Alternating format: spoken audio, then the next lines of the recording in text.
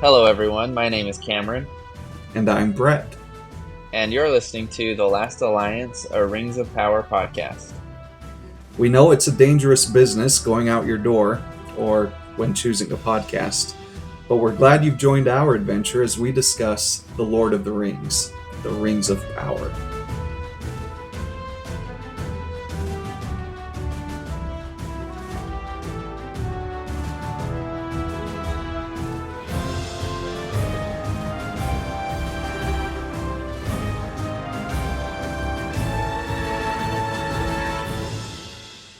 And so it begins. This week we're talking about episode 2, Adrift. We'll start off with our good, bad, great. Episode 2 for me, as I look back on it, it was a lot more interesting than I remember. Probably because there was a lot more foreshadowing going on. But I'll start off with my good. We get our first look at the orcs of the Rings of Power. Up close and personal with an orc jumping out of the ground to attack Theo in the Southlands. We get this Bronwyn and Theo versus the orc battle. I think the makeup looks amazing on the orc. We're no more of the CGI garbage from the Hobbit trilogy. This is heavy duty makeup. Bronwyn ends up slicing the orc's head off and plop it on Waldrig the wife beater's bar stool. Officially establish her or kick off her campaign to overthrow Waldrig as mayor of the Southlands.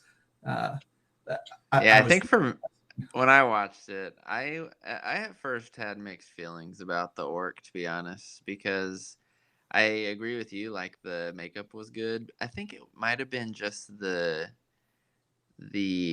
introduction, like how he was introduced at first, like, you know, our first taste of what an orc was, that bothered me. Because I agree with you that the quality of the imagery was better, but I don't know.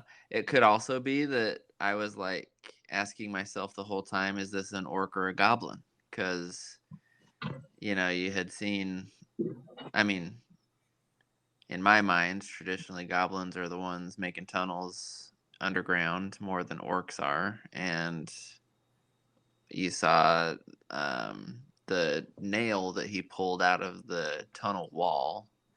I don't know, just resembled more of a goblin. And then when you saw it visually for the first time, it was like, well, that's not a goblin, but it's also not like the Lord of the Rings orc that are like speaking a common tongue.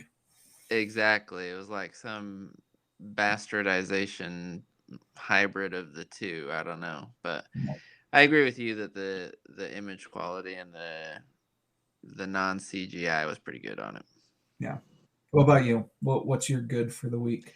My good, I just really appreciate throughout the whole season, but I really appreciate the introduction of the friendship and the history between Elrond and Durin. It's something that I think anyone can follow. For me, I'm a dude, so I'm gonna say that it reminds me of childhood friendships, and you know how close those can remain over the years. So it was good. I loved following every interaction with them throughout the rest of the season. So and we'll talk about them a lot more this episode, and I think throughout the season and hopefully future seasons. Yeah. Wholeheartedly agree there. My bad for this episode. If you remember when it came out, episodes 1 and 2 were released on the same day, and episode 1 ended with the meteor landing. Oh, cool. Who the heck is this? What is going on? Episode 2 ends with, okay, we're back to Galadriel and Halbrand on the raft, and there's a boat and there's a guy and there's some royal music playing. For me, it was like, oh shoot, like I'm not as excited after that cliffhanger leading into the next episode, and now have to wait a week as I was after episode 1. And yeah, if they could have switched the feeling of the cliffhangers between the two episodes, I think would have been better. But that's pretty nitpicky. Yeah. My bad was, and we'll get to this later on, but I just did not particularly think that the explanation of Halbrand and his fellow survivors was in depth enough. I don't know if that was like a conscious choice to leave it as ambiguous as possible. Probably was. But like I said, we'll get into that more. We have a whole point about it, actually. That's how much I did not like it. So I was going to say we talked about this quite a bit in our. yeah, I don't want to get too deep into what my thoughts are right now. So, what was your great, Meekum? My great is our introduction to the kingdom of Khazad-dûm. Beautiful. The lights coming in, the reflection mirrors that they're using, the pulley system, the waterfalls. There's vegetation. Even the music is bright and clear, and you can even see the bridge of Khazad-dûm in its heyday. And there's just a whole lot of nostalgia there. I loved every bit of that. I thought it was tremendous. Yeah, I think anyone who has seen and even somewhat enjoyed Lord of the Rings, as soon as they heard Khazad-dûm, immediately thought of Gandalf and You Shall Not Pass. Yes, and we get to see what it looked like. Yep, back in the day. My great is I just think that these guys have done a great job building up the anticipation, the guessing game, the theme of the season. Who is Sauron at this point? Like you're guessing all over the place. Who could? There's all these weird characters. The Fireball Man, Halbrand. Even at this point, the guy in the boat that comes to, we don't see who he is or whatever, but who could that be? And there's. I remember even at one point after this episode, people were saying maybe this Waldron guy is Sauron. Like anybody could be Sauron at this point of the show. Yeah, and there's like the sword that has his mark that the kid is carrying around. Theo's carrying around. It could be.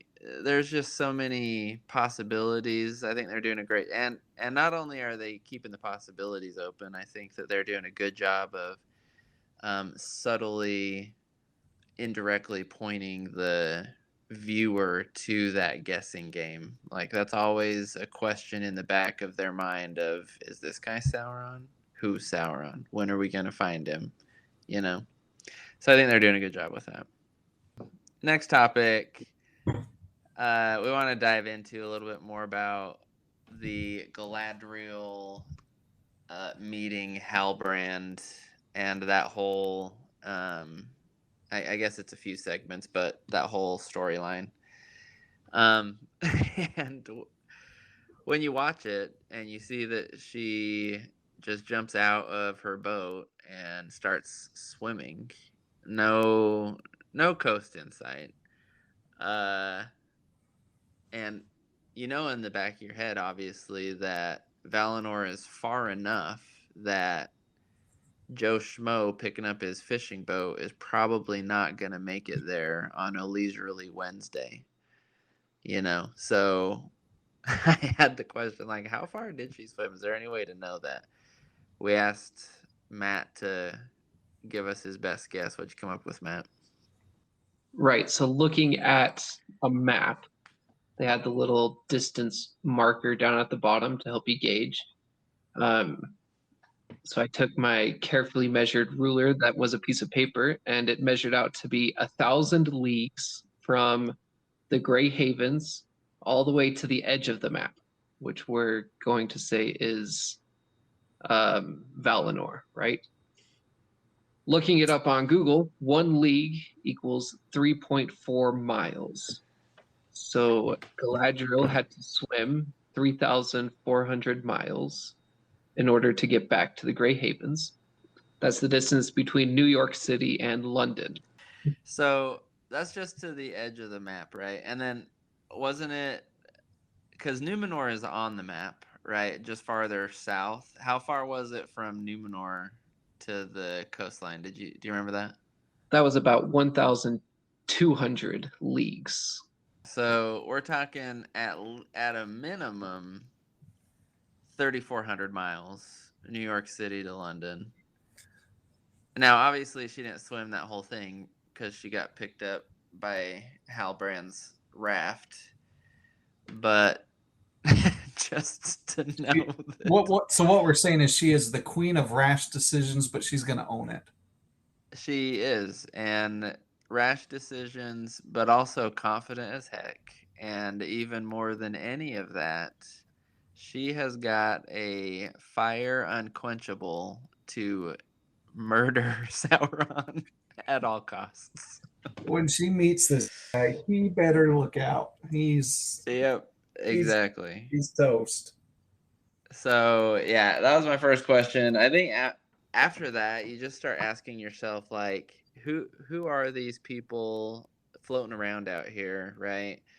And how does everyone but this one guy die, Halbrand? I don't think the worm is particularly important. I think some people think that he might have been like summoned by Sauron to play the role that he played in this thing. But which, I by guess the way, before we're go ahead, acknowledging it. We're acknowledging it, right? Halbrand is Sauron. Yeah. So, like we said before, this is going to be kind of a looking back on the season, knowing the end from the beginning, kind of a perspective. So yeah, so Halbrand is Sauron, but for now he's Halbrand. Oh yeah, so Brett, before we dive into that, what do you think? Like, is the reason? Like, what were these guys doing out there? Halbrand, and who were the people he was with? So I'm starting to fall in the camp of these are people from the Southlands. When Galadriel is asking him, where do you come from? Where's your home? And he says the orcs drove me from my home in the Southlands. I'm starting to wonder if that isn't, or if that is the truth. It was kind of if this is like some of his generals and captains, and Sauron wasn't doing so swell, because this is a pretty pathetic group of individuals. So that's where it kind of falls apart for me. Yeah, and that's the thing. Sauron is the mega manipulator, right? Ultimate deceiver. But he shows time and time again the way to be good at those jobs is to make your statements mostly truth with a little bit of lie mixed in, and so I think you're right. Exactly, not the full truth, right? So like it's very, very probable, I would say, that it's true he was fleeing the Southlands, and the orcs made him flee the Southlands. And then what he did not mention is they were trying to kill me. I'm Sauron. Whatever, Yeah. That guy you've been hunting for thousands of years. Yeah. Exactly. It's a great point. What does it matter? I'm actually hoping that it's something that gets addressed in the next season. Is how did Sauron / Halbrand get to Galadriel? It would be nice. They could go either way on it, though, because I can see them playing into Galadriel obsessing about how did I go that long without recognizing my mortal enemy? Or they could just ride forward on the wave of her anger. Anyway, but yeah, I think back to now, what I get frustrated about is Galadriel is no idiot, right? She's a smart cookie. She survived for, by the time Lord of the Rings rolls around, thousands and thousands and thousands of years. And yet here she is getting picked up by these random strangers on a raft. One of them seems to survive, and she even makes a comment that it seems to be on purpose, like he was willing to sacrifice the rest of them to save himself. She's almost there. She's almost got it.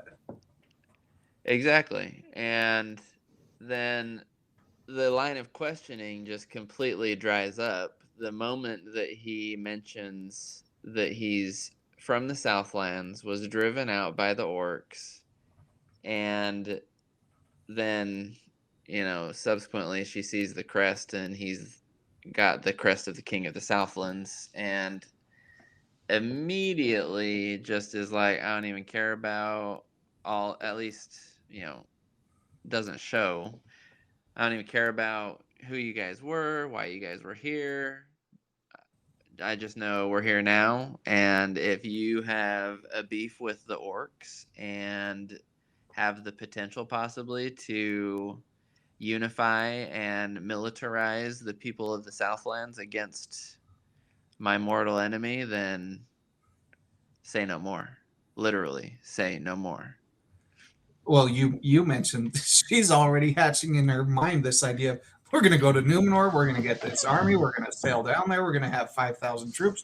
It's done. Well, I mean, she's had 3,000 miles to think about it, so it goes back to our theme last week that we pointed out, that evil never sleeps, it waits, and in our complacency, it blinds us. And all it took, you mentioned Galadriel, she's very smart, she's with it, but in just a single moment of complacency, this fixation on, oh, you're against the orcs, I'm against the orcs, he was able to blind her, and we see the whole rest of the season how she is now blinded against her. Yep, and I think that that's one of Sauron's greatest tools, is the ability to quickly decipher the weaknesses and which button to push on any given individual that will immediately give them tunnel vision to his goal. It's honestly, I mean, you'll see it later on with Celebrimbor. There's just a lot of examples about it, so I think that's one of his greatest tools, that skill to be able to identify and push people's buttons very quickly. Yeah, we see it with Waldreg. Waldreg's one of his staunch supporters, and granted, I wouldn't put Waldreg in the same 1,000 league sphere as Galadriel when it comes to wit, but yeah, we see it happening. Yep. All right, Brett, what's our next topic? We can't talk about episode 2 without talking about the Elrond Durin fraternity. Exactly. I think most people have watched this series. What's their favorite thing about it? It's Elrond and Durin. Elrond walks in. He's super confident. He's going to go forge this diplomatic relationship with the dwarves, and the reason he's going to be able to do it is because he's got a 50-year-old friendship with the Prince Durin, and he walks in and gets the door slammed in his face. Never fear, though. He knows the secret password. He invokes the right of epic tug of war or something like that, and they get to stone smashing. They get to battle it out over stone smashing, which we'll talk about this a lot, but it's a great callback to, or call forward to, Gimli and Legolas, who have a beer drinking contest, who can outlast the other. And just like in Lord of the Rings, it's insinuated that the elf actually can go a bit longer, but feigns weakness. Elrond's like, okay, Durin, what have I done? And he's like, it's been 20 years since you've come and talked to me. And for the first time, we realize, oh, this is a deep, deep, deep friendship. Like you mentioned already, it was very clear. Elrond took a pause to, calculate what is going to get me my objective. Should I beat him, or is there another route? And you could tell that, and like you said, with the, for us, call back to the Lord of the Rings movie, when Legolas is out drinking Gimli fairly easily, you just know there's no way that Elrond would have gotten tired before Durin. He's totally making calculated moves and that's Elrond's skill. And that's a question I have: is he more of a politician than a friend? I don't know, but he has a skill for it for sure, yes. and knows how to politic and enjoys doing so. But I do think his friendship is sincere with Durin. Whether we'll get to this later, but whether he would betray his people for that friendship, that might be one of the hardest decisions of his life. So, well, we could talk about that right now. We've got the stage set, and we just see this friendship. The friendship isn't blossoming, but our understanding of the friendship is throughout the season. We learned that Durin has held onto this tree sapling that Elrond gave him from Linden, and Disa, Durin's wife, tells Elrond he's cared for it as if it were his own child. Like that. That is some tender. 100%. I'll tell you one of my. It's a fear of mine because I love these two so much. We saw in Lord of the Rings how Gimli and Legolas started off on rocky terms. There's century-old, millennia-old rift between the elves and the dwarves because the dwarves didn't, in part because the dwarves didn't help out with the last alliance in the battle against Sauron. But we see Legolas and Gimli come together and they, are fighting side by side as friends at the Black Gate. Everyone loves that. I'm worried that with Rings of Power, we're starting off with this beautiful friendship everybody loves. And by the end of the series, does something happen that causes a rift between the elves and the dwarves? And we get an Elrond who, by the time Lord of the Rings goes around, says, I care nothing for dwarves. Yeah. Yep, I think you will, because like you said, I think that this series is going to end with that huge battle of the last alliance. And there's got to be some explanation as to why 0 dwarves participated, at least on the side of the men and the elves. I think you'll see it, and it will be heartbreaking because right now Elrond and Durin are my warm and fuzzy in this series, and some people might get their warm and fuzzy from the halflings. I think I've already said my piece on them, but my warm and fuzzy comes from Elrond and Durin, and is probably going to break my heart at the end. So we should probably call out that at the end of the episode, we meet King Durin. That the kings are all named Durin, and King Durin's talking with his prince, saying, "You've got sandstone in your head for being friends with this elf." And we get this dialogue suggesting that, the dwarves have a secret. Did Elrond come looking for the secret? And Prince Durin's like, no, I don't think so. Durin's convinced now that Legolas doesn't have the ulterior motives, which... You mean Elrond? I do. Elrond. Durin's convinced that Elrond doesn't have ulterior motives. We know that Elrond was sent, and this will kind of go into our next segment. The dwarves have a secret, and we're going to find out about that later, what that is. That's a good segue into the next topic. So just talking about Celebrimbor and the king's plan, right? So you see at the end of the first episode, I believe, right, is when he brought Celebrimbor in and said, I've got a plan. Celebrimbor will talk to you about it. I need you to help him out. And then in this episode, that right, Celebrimbor? Yeah, right. And then in this episode, you get a little more information in on what that's all about when Celebrimbor is telling Elrond about the forge and the plans to erect a forge, but he already knows that there isn't an elven force large enough to erect such a structure in enough time.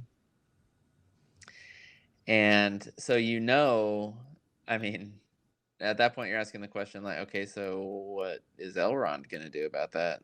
Like, he's not some crazy elf that can just think forge and it appears, So obviously the king and Celebrimbor already were planning on using his connections with the dwarves to be able to do that. And I'm sure Elrond picked up on that immediately, right? And I guess my question is, again, Elrond isn't an idiot, just like Galadriel. So if he's picking up on why they might be using him, what do you think he's thinking at this point of, what their goal is, what their ultimate plan is, and how he's going to react to all that, Brett? I think Elrond is a very complex character, and I think he understands. I think he's got a very sound understanding. For example, in the last episode, he's talking to Galadriel and he's saying, "No, this is a great honor. You get a chance to go back to Valinor. This is a great gift from your king. You've got to take it." And as a viewer, I'm like, "Oh, that seems kind of daft. Like, doesn't Elrond believe her a little bit what she's saying about Elrond being out there?" By the end, we find out, he's talking with Gil-galad, the High King, and we realize, oh no, they are both very much aware that Sauron is still out there. I would imagine that similarly here, Elrond is aware that Celebrimbor's got something big up his sleeve, and Elrond must be interested in it to sign on to do this little diplomatic mission to the dwarves. I also believe, like you, that his friendship with Durin is genuine. But man, it mirrors really well what Halbrand's doing. Elrond, excuse me, slip of tongue. Elrond says what he needs to say to get the other party on board. It may sound a bit more flattery and a bit more flowery. I don't know. Does that make sense? Exactly. And I think that that's a fine line where Sauron is a manipulator and Elrond is a politician, and the the definition can be quite similar. I was going to say, is the difference just the two words that you said? Yeah, pretty much. I think it's also why they're doing it, right? But I think in Elrond's case, he sees a loyalty to his people and a loyalty to his friendship. And I think his strategy is to be able to hold as many of the cards in his hand as possible. I think he does that, and so that way he can be the one to choose when they get played, walking on, and between the loyalty of his people, or the loyalty to his people, and the loyalty and to his friendship.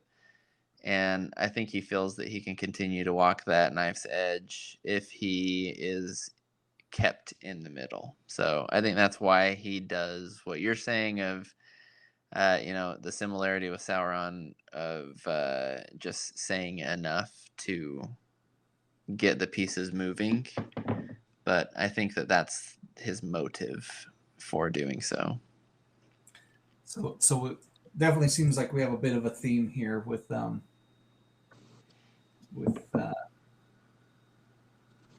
politicking and what that means, whether you're evil or whether you're good. Am I right in remembering, did you predict that Durin is eventually going to make a choice that breaks these two apart? I think that it will be Durin, yes, not Elrond. I'm gonna say I think Elrond's gonna end up making a decision that screws Well, over. I mean, it's going to be, it takes two to tango, right? There's going to be Sure. something that Durin decides to get pissed about, but I think that it's going to be Durin that ends up actually breaking the friendship. Saying I've had enough. Yep. Yeah. Okay. It just seems like a very dwarven thing to do. It does. It does. I'm wondering though if we're gonna get to the end of it and I'm gonna be sitting here thinking like, man, Elrond, you done messed up. You done messed up, Elrond. Elrond. But yeah, do you think, I guess something else a question I have is, do you think that Elrond has faith in the king? Or do you think that he knows there's a conspiracy, like that they know more than what they're telling him and has distrust about that fact? I would agree with the latter. I would even go out and say that I sense some seeds of jealousy, some aspiring to the High King position. He definitely feels left out, you can tell, because there are those moments where, yeah, the Elrond is not invited to. But yet he's the one writing the script for him. Even though his dad saved the world, he's not good enough to go to this meeting. Yeah. Anyway. All right, yeah, one last thing I want to talk about with Celebrimbor and the King's plan is just Celebrimbor himself. So there's a mention of Fëanor's hammer and the Silmarils, and you can tell Celebrimbor that's like his prized possession. He just gawks over it when no one's watching, probably. Who knows what he does, but he just, his dreams are to do something similar to what Fëanor did with that hammer in making the Silmarils. He wants to make something that is significant, makes a difference. I think the word he uses is powerful. And you can tell that he is someone who, I mean, he has mastered his art, right? You tell that guy to make any standard sword or shield, yeah, or anything, any, ring, jewel, piece, whatever. If there's a known process of how to do it, he knows how to do it and does it well. Where he lacks is in the creativity and creation parts. At least this is what I get from it, right? And I think that that's where his dreams kind of go to die, is he's cultivated such this skill, but is not an artist. And doesn't really know how to do what he wants to do, make something powerful, elegant, and that, matters. And I think that is how Sauron is able to, like I said, just very quickly identify which button to push and push it so that you immediately fall into tunnel vision that, seems like the tunnel that leads to all your dreams and happiness at the end, but actually you're going straight towards Sauron's dreams and supposed happiness.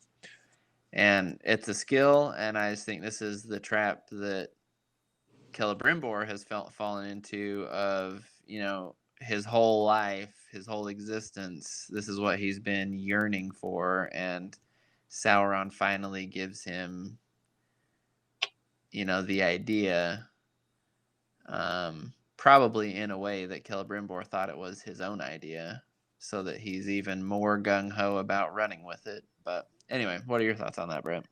I agree 100%. Again, it's this idea that even without even being in the scene, Sauron is the main character. He's pulling the strings. And I guess to make it clear for viewers, the Tolkien source story is that Sauron influences, he gives a gift. He's the Lord of Gifts to Celebrimbor and the elves, and it's through his influence and suggestions and teaching that they create the rings of power. So the fact that Celebrimbor has this idea of he wants to craft something that will be powerful and help save the earth is potentially, like you said, born from Sauron's influence. And that's another thing I'm hoping we see in season 2, maybe a flashback of a different form of Sauron coming and planting these ideas in Celebrimbor's mind.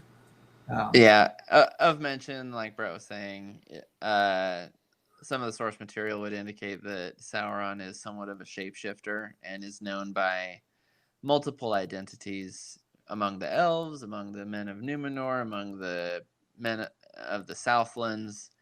And yeah, one of his, we'll see if Matt can quickly look up that name for us. It means Lord of Gifts, right? Is basically the translation. Anatar, thank you. Right. Yeah, Lord of Gifts, right? And so at the end of the season, when the suspense is building, and he mentions it was a gift. Oh, think of it as a gift, whatever. We'll get there when we get there, but yeah, I'm so excited for that. immediately those who were in the know knew, well, that's Sauron, hands down. I guess if you don't really look into this much beyond what's on the screen, just know that Sauron is not always Halbrand. In some of the source material, he kind of shapeshifts into multiple identities during this time. So, including a werewolf, right? At one point, he's a werewolf. Yeah. So, my favorite. Okay, with our final segment of the day, we get some screen time with Meteor Man, the Stranger. And it's made clear at the end of the season. Well, made clear. It's highly suggested that the Stranger is indeed everyone's favorite wizard, Gandalf. Let's hash it out here. Knowing what we know about kind of where his character goes and ends up by the end of the series, what are some of the things that we see in this episode that would clue us into him being Gandalf? Or is there anything here that would suggest that he could be someone else? Well, I think at this point, you're still kind of up in the air, right? What you do know is there is a definite good side to this guy.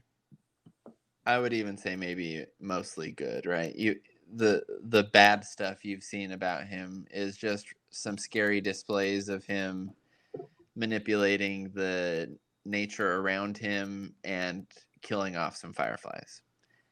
Not, mass murderer, megalomaniac material, in my opinion. And you can tell he wants to be good. However, that seems to be the theme with all of the supposed Saurons at this time, right? They all seem to be in an undecided opinion about who they are and who they want to be. But yeah, I guess one of the similarities for me is the way that the trees kind of darken and fold in. Kind of reminds me of when he's at Bilbo's house and scares the bejesus out of Bilbo when he's got that ring. His conjurer of old tricks or whatever line. So, well, I don't know. What do you think, Brett? There's a couple things that, as I think about it, for the Istari, or the wizards that are sent to Middle Earth, the colors are extremely important to them. You've got Saruman the white, Gandalf the gray, you've got Radagast the brown, and the two blue wizards.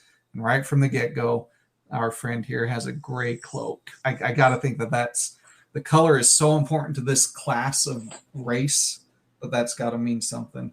I also think Gandalf's first line in the Lord of the Rings movies is, "A wizard is never late, nor is he early. He arrives precisely when he means to." And so far in this series, it's all about this arrival and the timing of the arrival.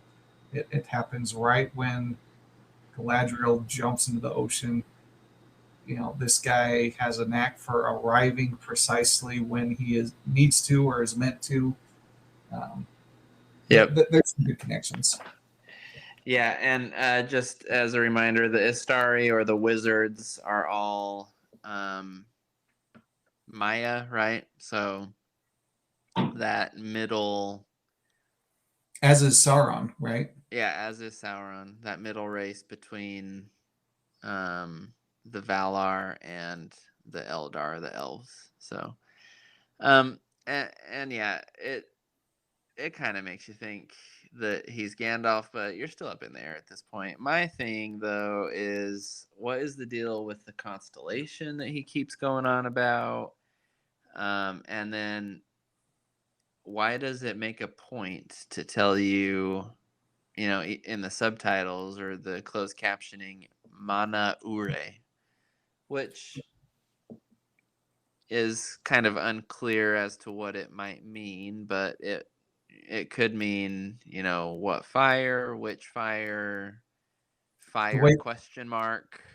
Yeah, the way you put it right is it's just an interrogative noun, like heat, fire. Why It's just a interrogative. It's just like putting a question mark at the end. So fire question mark is kind of like, at least what I understand it to be based on what I've looked at. So he's really been out of shape about. Yeah, it could be fire, could be heat. So, he could be asking like, what is this heat? Where is this heat? Why is the heat not here? Why is it different? It could be a whole slew of things. Who is the heat? Yeah, I just don't really understand why mention it and why specify it in the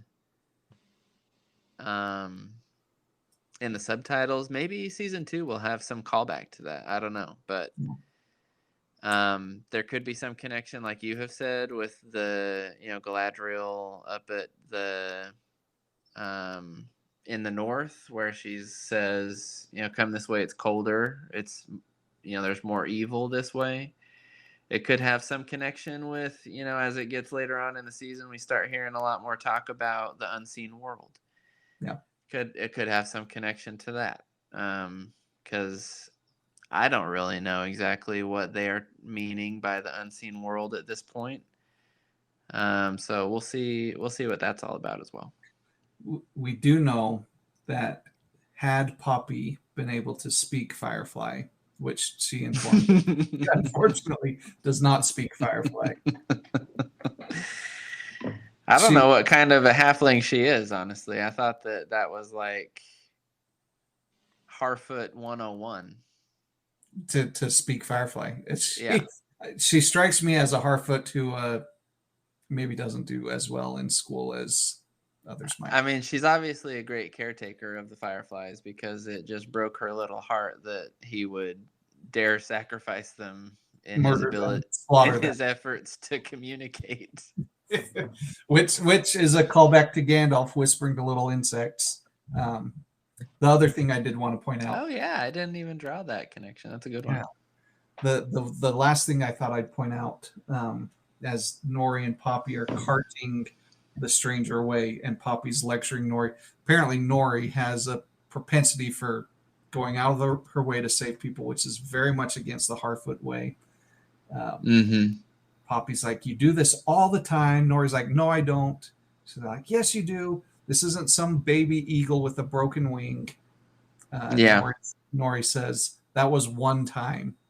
And it's a subtle line. It's almost a throwaway line, but knowing the significance of eagles in the Lord of the Rings, what if...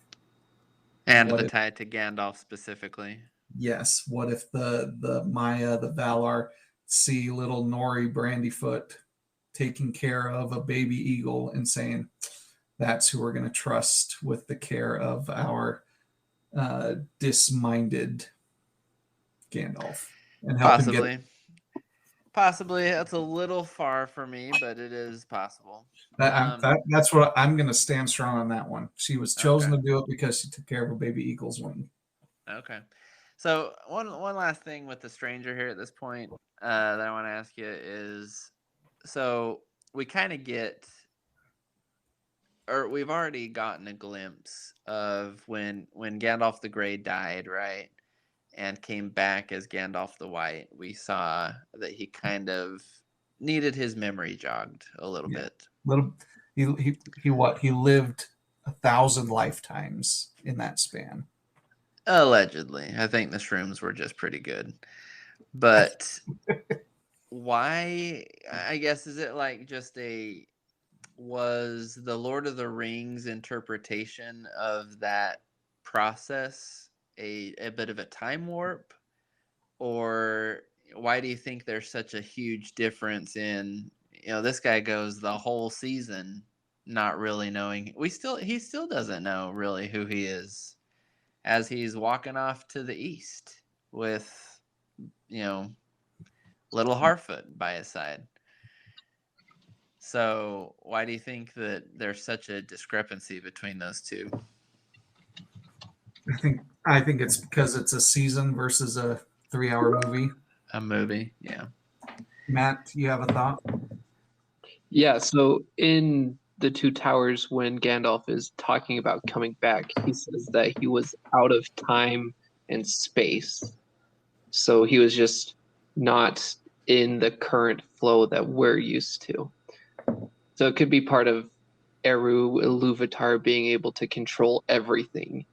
And so Gandalf could live 1,000 lives while he was dead. And then get his memory back quicker. Yeah. Because you mentioned... Yeah, that could be. Because there is a little bit of that blankness when they refer to Gandalf. They say, "Oh, you're Gandalf," and he has this blank stare on his face. He's like, "Oh yeah, that is what they used to call Gandalf me. the Grey. Now I'm Gandalf the White." But then 10 seconds later, he's like, quicker. Yeah, 10 seconds later, he's like, "Oh, Merry and Pippin, they're fine, and Frodo in the ring, yeah. Oh yeah, all this stuff." 1,000 lifetimes, but I remember it like it was yesterday. Just give me a second. I mean, who knows? I mean, the stranger did arrive via meteor. That's a rough landing. Yeah, I don't remember a meteor from the Lord of the Rings when he came back. So who knows? We'll see. Maybe it'll get explained more. Maybe it's not even Gandalf. We all think it's Gandalf. I'm pretty dang sure it's Gandalf, but maybe it's not even Gandalf. Who knows? Not be Gandalf. Who knows? Maybe these guys are trying to about every wizard but the 2 blue ones at this point. Maybe they're trying to forge new ground with this is one of the things I loved about the series. Each episode, there's just a little bit more to talk about of who is the stranger, and so I'm excited to keep talking about the hints that we get. Who knows? Maybe we'll find something new. Yep, we'll close with kind of our theme, lesson learned, the quote that we liked from this episode. This time it comes from Elrond when he says, "Where there is love, it is never truly dark."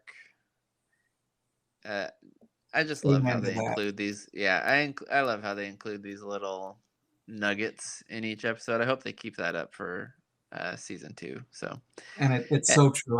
I hope we see that love between Elrond and Durin last. It's a great childhood friendship story, and so true. The love. If you've got love to hold on to, you can get just about anything. Yep. Amen to that. So that'll conclude us for this episode. Thanks for tuning in and listening, and can't wait to dive into the next one.